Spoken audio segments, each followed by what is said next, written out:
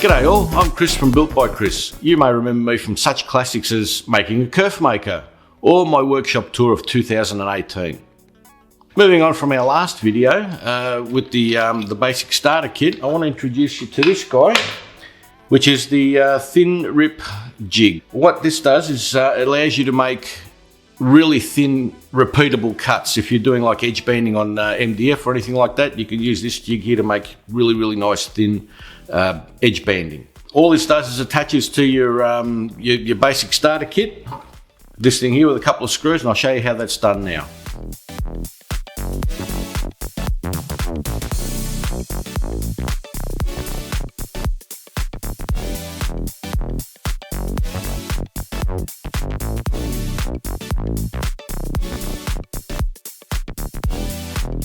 For argument's sake, if I want to rip thin strips off this board to use as edge banding, I'll put it down on my table, I'll move my fence up to it,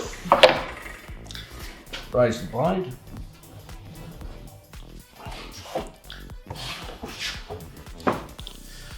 to where I want the thin strips to be. So I'm just making an assumption here that the strips are going to be about 3 or 4 mil.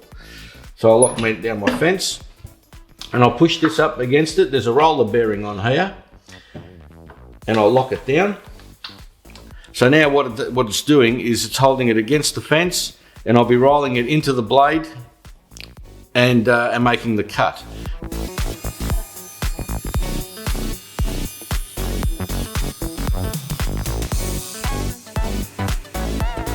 Now the benefit of using the thin strip ripping jig is it gives you accurate repeated cuts, and it's a lot safer to actually cut on the offcut side rather than having a thin strip wedged in between a blade and the fence. Now an added feature on the thin strip ripping jig, it has these steps on one side, and they cater to standard either plywood sizes or whatever timber you're using. The Yanks have decided to leave it all in imperial, which is great. But if you're using metric, you're looking at 12 millimeters, 8 millimeters, and 4 millimeters roughly. Now, if you're using a piece that doesn't fit any of those sizes, you can turn the jig around, and you've got an angled piece here, and that caters for any different sizes that you might be using. If you're a carpenter and you make a lot of cabinets out of plywood, MDF, what have you, and you like using solid timber as an edge to those cabinets, this is the jig to use. You can imagine how useful it would be to make thin stock every time. So if you want more information regarding the thin strip ripping jig, click on the link below and it'll tell you everything you need to know. Don't forget to like and subscribe on the video, and I'm Chris, and I'll see you all next time. Bye for now.